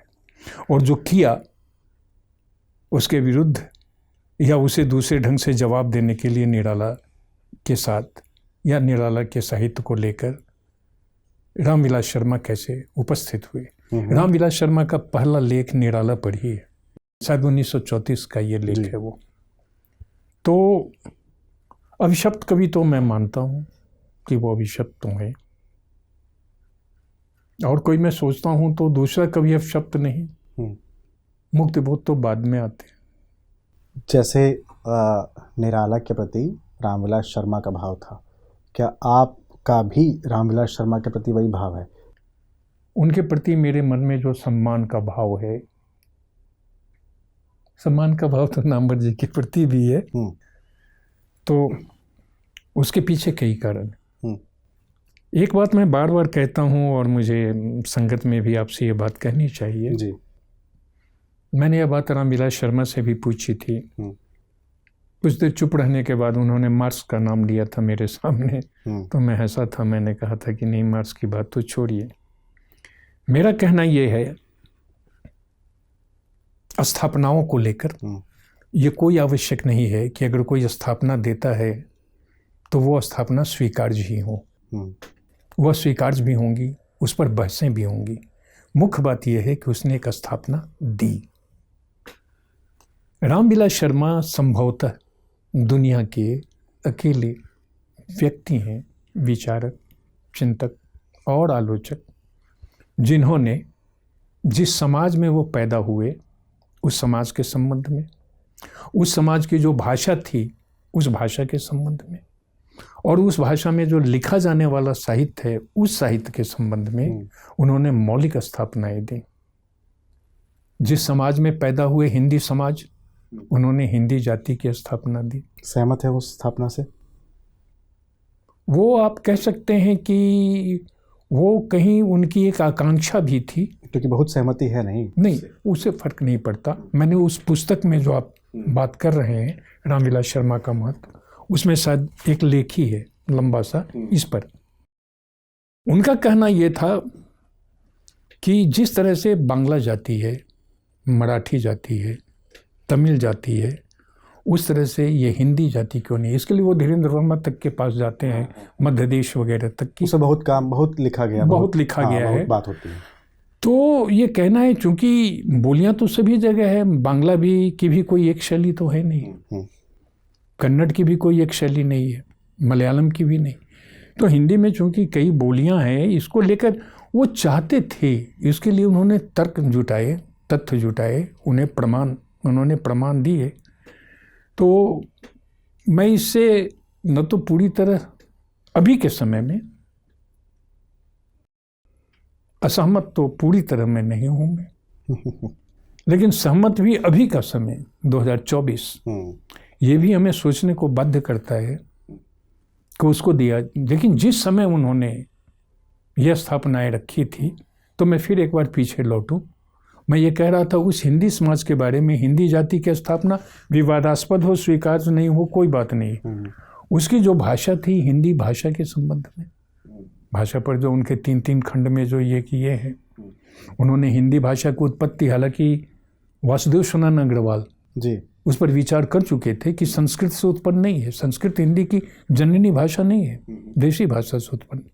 उस भाषा के संबंध में, उसका जो भारोपीय भाषा को लेकर और तुलनात्मक भाषा विज्ञान को लेकर, उस भाषा विज्ञान के संबंध में, उसमें जो लिखा जाने वाला साहित्य है, उस साहित्य के संबंध में मध्यकालीन या भक्तिकालीन साहित्य को लोक जागरण कहना और आधुनिक साहित्य को हिंदी नवजागरण कहना, ये रामविलास शर्मा की वैसी स्थापनाएं हैं जो विवादास्पद हों, अस्वीकार्य हों, लेकिन है मौलिक स्थापनाएं। इसी तरीके से एक और उन्होंने स्टेटमेंट जब दिया कि प्रेमाश्रम से और गोदान के बीच का जो समय है वो साम्राज्यवादी शोषण के घनत्व का बढ़ने का समय है। अब प्रेमाश्रम आ रहा है 22 पे, गोदान आ रहा है 36 में। अब 22 से 36 के बीच साम्राज्यवादी शोषण के घनत्व का बढ़ने का समय है। ये पॉलिटिकली, जोग्राफिकली बहुत स्वीकार्य है नहीं। प्रथम विश्व युद्ध खत्म हो चुका था और दूसरा शुरू होने को था 36 में जब गोदान आ रहा है। तो ये बहुत, उस समय तो उल्टा घनत्व कम हो रहा है, लेकिन वो कह रहे हैं घनत्व बढ़ने का समय है। तो इस पे भी बहुत ज़्यादा सहमति नहीं बनती है। नहीं, ये सारी चीज़ें इतनी हैं कि कम समय में इस पर ज़्यादा विचार नहीं किया जा सकता। आप एक घनत्व शब्द पर अगर टिके हुए हैं, लेकिन ये तो है 1922 से लेकर के, आप देखिए कि 1920 के असहयोग आंदोलन से लेकर के लाहौर कांग्रेस जो हुआ है, और जहाँ पर वो एक पूर्ण स्वतंत्रता की जो मांग की गई है, उस पूरे डिकेड को देखें। अब 20 से लेकर चौड़ी चौड़ा 22 वगैरह में कांड वगैरह ये हुआ, तो राजनीति तो बदली। राजनीति अगर इस तरह से नहीं अगर बदलती तो इसी दशक में 1925 में ही एक और आरएसएस और दूसरी ओर भारतीय ये अखिल भारतीय कम्युनिस्ट पार्टी, इसका जन्म जो है सो एक समय में कैसे होता है। तो क्रांतिकारियों के यहाँ देखिए यही डिकेड है। तो पॉलिटिकली घनत्व जो है, घनत्व को हम पूछते हैं, पॉलिटिकल घनत्व है, मैं कह रहा हूँ साम्राज्यवादी शोषण के बढ़ने का घनत्व है, वो नहीं है। साम्राज्यवादी शोषण पर अभी हम इसलिए नहीं कहेंगे हम कि वो तो घनत्व दादा भाई नौरोजी वहाँ था, वो उसमें बढ़ रहा था वो। लेकिन घनत्व अगर साम्राज्यवादी शोषण में आप कह सकते हैं डिग्रीज का अंतर होगा। उसके लिए तो रिकॉर्ड्स में जाना होगा, आंकड़े में, कि यहाँ से कितना जो है सो उन्होंने टैक्स वसूला, क्या नहीं वसूला। इसलिए सब पर है। अध्यापकीय जीवन पे आ रहा हूँ। जब आप पढ़ाते हैं या पढ़ाते थे, पाठ हर बार क्या एक जैसा रहता था या किस तरह से पढ़ाया जाता था? नहीं, हर बार मेरा पाठ बदल जाता है। मैं एक जो अच्छी कविता है, अच्छी कहानी जो मुझे लगती है, अच्छी की तो कोई परिभाषा नहीं है, लेकिन मेरे सामने एक अच्छी और सही की परिभाषा है, तो बदल जाती है वो चीज़ें। और उसमें टाइम बहुत लगता है, समय बहुत लगता है। अब चूंकि आपने ये बात कह दी, तो जब मैं बीए में शतरंज के खिलाड़ी कहानी जब मैं पढ़ा रहा था, तो उस समय मुझे लगा, उस समय क्रिकेट के खिलाड़ी आज की तरह चमकते हुए नहीं थे। तो शतरंज के खिलाड़ी के जब मीर मिर्जा को देखा तो हमें लगा कि क्या हम सब मीर मिर्जा की संतानें हैं। देश में जो हो रहा है और मध्य वर्ग जो खाता पीता हुआ जो है, वहाँ वो शतरंज खेलता है, यहाँ वो शॉपिंग कर रहे हों, मॉल में जा रहे हों, लगभग मिलती जुलती चीज़ है। तो मैं रचना के साथ बहुत इन्वॉल्व होता हूँ। बहुत इन्वॉल्व होना भी कभी कभी वो स्वास्थ्य के लिए नुकसानदेह है, रचना के लिए नुकसानदेह नहीं है। जैसे फिर मैं एक उदाहरण दूँ, मुझे याद नहीं है कि तोड़ती पत्थर कविता किसी कोर्स में रही या नहीं, लेकिन जब बात चली है तो यहाँ मुझे बात कहनी चाहिए कि तोड़ती पत्थर कविता में जब मैंने देखा कि इलाहाबाद के पथ पर, तब मैं चौंक गया। और उनके प्रति मेरा बहुत आदर भाव है, सम्मान भाव है। उनसे भले मेरा संवाद नहीं हो, मेरा मतलब हरीश त्रिवेदी जी से है। बहुत मेरे मन में आदर का भाव है उनके प्रति। कुछ समय पहले उन्होंने तद्भव में जो प्रयाग पर उनकी जो किस्त जो आ रही है, उसमें उन्होंने लिखा कि अगर यहाँ इलाहाबाद में निराला बहुत समय तक नहीं रहे थे, तो यहाँ पर अगर इलाहाबाद के स्थान पर अगर कोई दूसरा स्थान अगर होता तो क्या फ़र्क पड़ता। मेरा लंबे समय से मानना है, और निराला पर जो पहली किताब 2 ही व्यक्तियों ने लिखी थी, एक तो रामविलास जी ने और दूसरी बच्चन सिंह ने। तो बच्चन सिंह को हमने कहा था, तो बच्चन सिंह का कहना यही था कि हम बोलते बहुत हैं, बहस बहुत करते हैं, लिखते नहीं। मेरा कहना यह था कि इलाहाबाद अगर उस कविता में नहीं आता तो कविता का सत्यानाश हो जाता।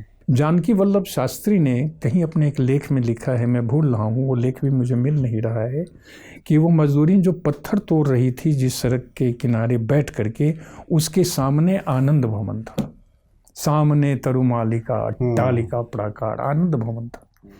मेरा कहना यह है कि अब इलाहाबाद को मैं टेक्स्ट में कैसे जाता हूँ, आपने पढ़ाने के बारे में कहा, तो मैं इलाहाबाद को 3 दृष्टि से मैं यहाँ देखता हूँ। देखिए, ये जो अर्थान्वेषण है वो आलोचक के ऊपर निर्भर करता है। लेखक तो लिख करके चला गया। तो आलोचक और अध्यापक दोनों की दृष्टि जब आप पढ़ा रहे होते हैं एक ही होती है? एक तो ऐसा नहीं करेंगे, अब मेरी दृष्टि, मैं अपनी बात में कह सकता हूँ कि उसमें आलोचना पक्ष रहता है। मैं उसी तरह से काम चलाऊ ढंग से मैं अध्यापन में नहीं कर सकता। मैं कभी तो मेरा कहना यह है कि इलाहाबाद को मैं 3 दृष्टियों से मैं देख रहा हूँ। इलाहाबाद में हाई कोर्ट, बहुत पुराना हाई कोर्ट का काम जस्टिस देना। इलाहाबाद में त्रिवेणी, गंगा यमुना सरस्वती, 3 नदियों का मिलन, डिफरेंस को समाप्त करना। इलाहाबाद में सबसे पुरानी उत्तर भारत की इलाहाबाद यूनिवर्सिटी, उस इलाहाबाद में, जिस इलाहाबाद में ये हाई कोर्ट न्याय देने का काम कर रहा है, जहाँ 3 नदियाँ मिल करके एक हो रही हैं, जहाँ विश्वविद्यालयों में बुद्धिजीवी और पढ़े लिखे लोग हैं, उस इलाहाबाद में यह मजदूरी पत्थर तोड़ रही है। मतलब अब मैं निकालता हूँ, आप असहमत हो सकते हैं कि बुद्धिजीवियों की, शिक्षितों की, विश्वविद्यालय के प्रोफेसरों की क्या भूमिका है समाज में। न्याय, उस मजदूरीन के साथ क्या न्याय मिल रहा है? ठीक। रवि भूषण जी, इलाहाबाद की चूंकि बात आपने की, और इलाहाबाद निराला दोनों पर्याय हैं एक तरीके से, और सरोज स्मृति पर ही मलयज की बहुत अच्छी समीक्षा या आलोचना हम कहें, और मलयज पे आपने खूब लिखा है, आपके बहुत दिल के करीब। एक ही लेख हैं हमारे, वो प्रिय आलोचक हैं। आपके प्रिय आलोचक हैं। कुछ बताइए, मलयज को एक आलोचकीय दृष्टि से आप किस तरह से देखते हैं? मैं उनको एक मौलिक आलोचक मानता हूँ। मलयज ने जो रामचंद्र शुक्ल पर लिखा है वो देखिए, मुक्तिबोध पर जो उनका अंतिम लेख है वो देखिए। उसमें जिस तरह से वे लाल रंग को लेकर के बात करते हैं, रंगों को लेकर के, और विशेषता लाल रंग को देकर के, वो देखिए। मलयज के अपने कुछ टर्म्स हैं जो उन्होंने हिंदी आलोचना को टर्म्स दिए हैं, अभी मैं ये नहीं कर सकता, वो काफ़ी उन्होंने टर्म्स दिए हैं, पद दिए हैं। वो किसी भी दृष्टि से मार्क्सवादी आलोचक नहीं थे, लेकिन रूढ़ अर्थ में। लेकिन ऐसा भी नहीं है कि वो मार्क्सवाद के कट्टर विरोधी थे। अगर ऐसा होता तो मुक्तिबोध वाला लेख हो देखिए, उसमें लाल रंग वगैरह ये सारी चीज़ें जो है सो अद्भुत आती हैं। तो दरअसल मैं इसको इस रूप में देखता हूँ कि 60 और 70 के दशक में प्राय सभी क्षेत्रों में जिस तरह की सक्रियताएं थीं, उस तरह की सक्रियताएं बाद में कम हो गई, और अभी के समय में तो उस दौर को देखा भी कम जाता है। जैसे मैं 60 के दशक की ही बात करूं तो मेरी इच्छा है, लेकिन अभी तक मैंने लिखा नहीं, आप शायद जानते हैं तो हमें बतलाने की कोशिश करेंगे। 60 का दशक प्रत्येक दृष्टि से भारतवर्ष में और दुनिया में बहुत महत्वपूर्ण दशक है। 8वें दशक की कविता की जो लोग बात करते हैं उस पर भी मुझे कभी कभी आश्चर्य होता है कि 8वां दशक भी पूरी दुनिया में बहुत महत्वपूर्ण है और भारत में भी बहुत अधिक महत्वपूर्ण है। 2 प्रधानमंत्रियों की हत्या उसी समय होती है। IMF वगैरह के, फिर आप कहिएगा कि वहाँ जाते हैं। आप तो उसे दुष्ट त्रयी कह देते हैं। अब मैं तो दुष्ट त्रयी आज से नहीं, 20-25 वर्ष से मैं कह रहा हूँ, 3 के लिए। IMF, वर्ल्ड बैंक, IMF और विश्व व्यापार संगठन WTO, दुष्ट त्रयी कह रहा हूँ मैं। और मैं निजीकरण, भूमंडलीकरण और उदारीकरण को भी मैं दुष्ट त्रयी कह रहा हूँ। लेकिन ये तो सच्चाई है आज के समय। सच्चाई है तो उसका क्या मतलब? सच्चाई तो ये है आज के कि संसद में 543 में से 485-90 जो है सो करोड़पति हैं। सच्चाई तो ये है। 250 से अधिक पर जो है सो अपराध के मुकदमे हैं। सच्चाई ये है। तो आज के समय की है, लेकिन आज ही के समय में हमारा ये स्वर है। और ये मैंने नहीं, ये तो किसिंजर ने कहा है कि जो भूमंडलीकरण है वो अमरीकीकरण ही है। और ये सब बना कैसे? लेकिन रवि भूषण जी, आपको लगता नहीं है कि जिस व्यवस्था को आए 25 साल तकरीबन हो चुके हैं, ज़्यादा हो चुके हैं, उस व्यवस्था को जब सर्वस्वीकृत कर लिया गया है, हमारी कविता की शब्दावली नहीं बदल रही है, व्यवस्था के हिसाब से शब्द मार्केट बदल रहा है, लेकिन हमारी शब्दावली नहीं बदल रही है। हम अभी भी अटके हैं LPG रिफॉर्म्स को लेकर ही। वो शायद इसलिए अटके हुए होंगे कि उसने एक तरह से भूचाल ला दिया है। किसी भी क्षेत्र में कुछ भी बचा नहीं है। आप सब कुछ देखेंगे तो 1990-91 के बाद में विश्व में और भारतवर्ष में ये चीज़ें घटित होती हैं। सारी चीज़ें, डिटेल्स में जाने का यहाँ अवसर नहीं है। फिर वो बात क्यों नहीं होती है जब हमारे ही देश के प्रधानमंत्री से लेकर अमेरिका के पूर्व राष्ट्रपति से लेकर रूस, फिलीपींस, यहाँ तक कि एक समय पर ब्रिटेन, ये तमाम देश, और इसमें उत्तरी और दक्षिणी दोनों गोलार्ध शामिल हो गए हैं, जब वो कहते हैं कि ये डी ग्लोबलाइजेशन का दौर है, ग्लोबलाइजेशन से डी ग्लोबलाइजेशन की तरफ जब आप बीच में बढ़े, जो बीच में दौर आया, तब तो किसी ने नहीं कहा ये बहुत अच्छी चीज़ है, तब खामोश रहे सब। अब बढ़ी कितना? मेरा कहने का मतलब है कह देना और कर देना, कह देना और कर देना, दोनों में एक ही वर्ण का अंतर है, ह और र का। आपके यहाँ लोकल से ग्लोबल की आवाज़ उठी? एक ग्लोकल की भी बात होती है, ग्लोकल की भी बात, ग्लोबलाइजेशन तो पुराना कॉन्सेप्ट हो गया, ग्लोकल की भी होती है। हाँ। लेकिन ये कॉन्सेप्ट बनाता कौन है?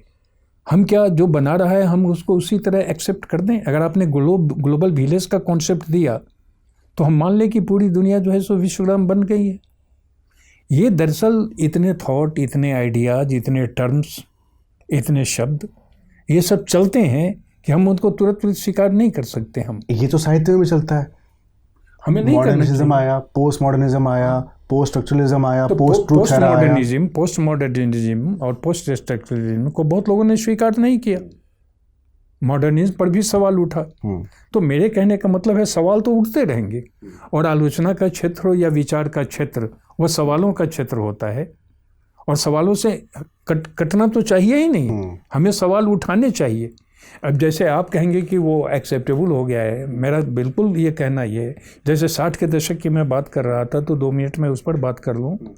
60 का दशक पूरी तरह से पूरी दुनिया के लिए एक अजीब तरह का दशक है। तारिक अली की किताब ही है 60s पर। और जब पेरिस में जब छात्र आंदोलन जब शुरू हुआ था 1968 में, और छात्र उसमें शामिल हो गए थे, तो किसी ने कहा था कि सार्त्र को गिरफ्तार कर लिया जाए, तो फ्रांस के राष्ट्रपति मित्रा ने कहा था कि सार्त्र फ्रांस है और फ्रांस को गिरफ्तार नहीं किया जा सकता है। और भारतवर्ष में आप देखिए 60 के दशक में, आप जो आत्मसाक्षी वगैरह की जो आप चर्चा कर रहे थे, ये 60 के दशक की ये कहानी है। ये हमारी कहानियों पर अस्तित्ववादी प्रभाव ही आ गया, अस्तित्ववादी प्रभाव रहा कुछ समय तक, लेकिन उससे वो फिर निकले। और अगर 60 के दशक की हम आपको बात करें तो 2-4 चीज़ें देखनी चाहिए। 64 में जो घटनाएं होती हैं, 3 बड़ी घटनाएं घटती हैं 64 में। जवाहरलाल नेहरू का निधन, मुक्तिबोध का निधन, सीपीआई का टूटना, जी, ये 3 बड़ी घटनाएं। और 69 में बैंकों का राष्ट्रीयकरण होता है। बैंकों का राष्ट्रीयकरण वही होता है, और आज बैंकों का निजीकरण हो रहा है। आज सारी चीज़ों का निजीकरण हो रहा है। तो प्रश्न ये है कि एक खाता पीता हुआ मध्य वर्ग जो है भारतवर्ष में तो मौजूद है ही है। 1 अरब 40 करोड़ की आबादी में लगभग 30-40 करोड़ तो ही है। ये मॉल उसी के लिए है, शॉपिंग सेंटर उसी के लिए है, सारी चीज़ें उसी के लिए है। तो आ कहाँ रहा है? मैं आपको ताज़ा उदाहरण ये बताऊं। कुछ अच्छा भी हो रहा है, कुछ अच्छा भी हो रहा है देश। अच्छा हमारे आपके लिए हो रहा होगा। मैं एक ताज़ा उदाहरण आपको देता हूँ कि यहाँ हम और आप हैं, आप पर कितना कर्ज होगा। अगर भारत पर जो कर्ज है, अगर हम उसको इंडिविजुअल में प्रति व्यक्ति के हाथ में बांट दें, तो आपको जानकर के आश्चर्य होगा कि 7-8 वर्ष पहले जो 52-53 हज़ार था, आज 1,03,000 या 5,000 कर्ज आप पर है और हम पर है। और देश पर कितना कर्ज है, और ये कर्ज बढ़ा किस पीरियड में है? हम लोग की प्रति व्यक्ति आयु बढ़ी है।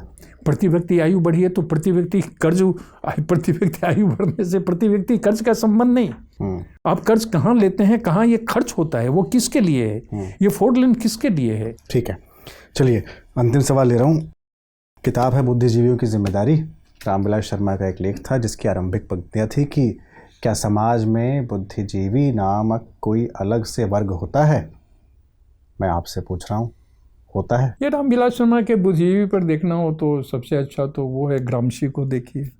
अच्छा, बुद्धिजीवी श्रम से प्रत्येक का जो है सो समाज, प्रत्येक समुदाय के अपने बुद्धिजीवी हुआ करते हैं। उन्होंने तो ये भी कहा कि बुद्धिजीवी श्रम से नहीं, बुद्धि श्रम से सोचता। जो भी हो, मेरे कहने का मतलब है रामविलास जी को आप बार बार इसलिए कर रहा हूँ क्योंकि आपका काम नहीं, मेरा काम है रामविलास जी पर, लेकिन मेरा कहना यह है, आपने रामविलास जी का नाम लिया, मैं नोम चॉम्स्की का, उसी में मेरा नोम चॉम्स्की को हमने उद्धृत किया है।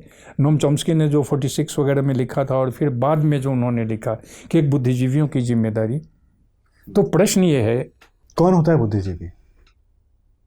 जो बुद्धि से, विवेक से किस समुदाय के पक्ष में है, ये उस पर निर्भर करता है।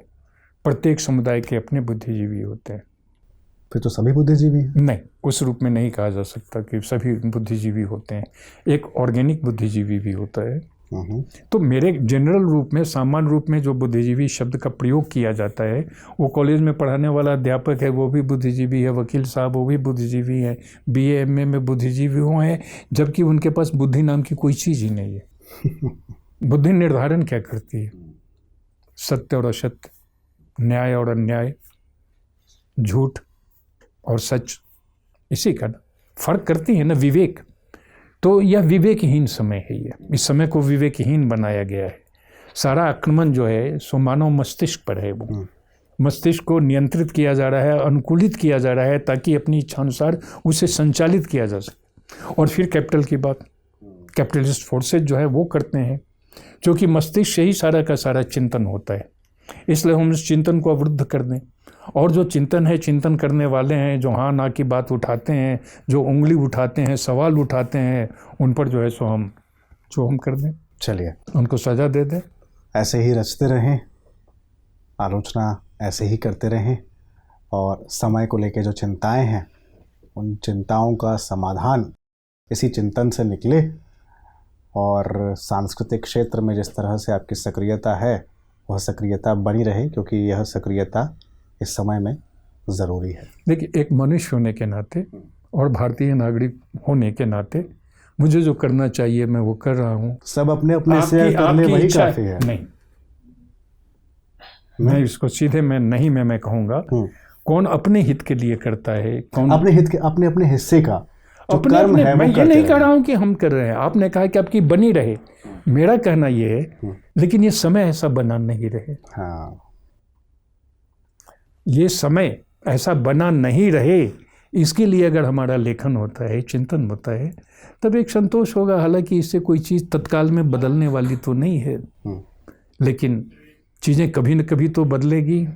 उम्मीद पर ही दुनिया टिकी है। और आज हालत यह है कि दुनिया रोज़ बनने से ज़्यादा दुनिया रोज़ बिगड़ती है। दुनिया रोज़ बनती है और दुनिया रोज़ बिगड़ भी रही है। धनवा की पंक्तियां हैं, दुनिया रोज़ बनती है। चलिए, बहुत बहुत शुक्रिया, धन्यवाद रवि भूषण जी। अच्छी बातचीत आपसे हुई, बहुत कुछ सीखने को मिला, दर्शकों को बहुत कुछ सीखने को मिलेगा। नहीं, मुझे आपसे बहुत कुछ समझने को नहीं, समझने को नहीं, वो तो सवाल है। जैसे सवाल जैसे जवाब आएंगे। मुझे खुशी है इस बात की है कि आपने कम से कम सवाल तो किया। मुझसे तो कोई सवाल ही नहीं करता। मैं तो चाहता हूँ कि आप हमें कटघरे में रख दीजिए, आप सवाल कीजिए, ताकि संवादहीनता है ये। हाँ, नहीं, सवाल और संगत में ये संवाद अगर चल रहा है तो इसके लिए मुझे आपका शुक्रिया अदा करना। सवाल वो तभी होगा जब मैं आपके ऑपोजिट बैठूंगा। अगर आपके साथ सहमति का तब तो फिर मैं कोई एजेंडा आगे बढ़ाऊंगा। सहमति का कोई अर्थ नहीं है, असहमत तो होना ही है। असहमति बनी रहनी चाहिए, वो है तभी लोकतंत्र है। लोकतंत्र खत्म ही इसलिए हो रहा है, और कुछ लोगों का कहना है कि लोकतंत्र के भीतर से फांसीवाद, व्हाई डेमोक्रेसी इज डाइज, ये 2018 की किताब ही है। तो लोकतंत्र बचा रहे, हम सभी लोग लोकतांत्रिक रहें, इसके लिए संवाद होना चाहिए, बहस होनी चाहिए। और आपने मुझे एक अवसर दिया, इसके लिए मैं आपके प्रति शुक्रिया अदा करता हूं। आप आए, आपका बहुत बहुत शुक्रिया, बहुत बहुत धन्यवाद। घर में इतना सुना करते थे अम्मा बाबू जी को सुदामा चरित्र एक दूसरे को सुनाते हुए, तो जब कहा गया कि कहानियाँ लिखो स्कूल की पत्रिका में, तो लिखती। कभी कभी मुझे लगता है कि हमेशा मैं कॉन्शियस रहती हूँ कि पाठक की सोच का नाजायज़ फ़ायदा मुझे नहीं उठाना चाहिए। मुझे अच्छा ये लग रहा है कि आपकी पीढ़ी शिवा को समझने की कोशिश कर रही है, वरना मेरी पीढ़ी ने तो नकार दिया था। आप परिश्रम कितना भी करते जाइए, अगर आपके अंश में, भाग्य में नहीं है, आपको नहीं मिलेगा। तो हमेशा लगा रहता था कि हमारी कितनी कहानियाँ किस किस पत्रिका में है, ये है। अब वो सबसे मन भर गया।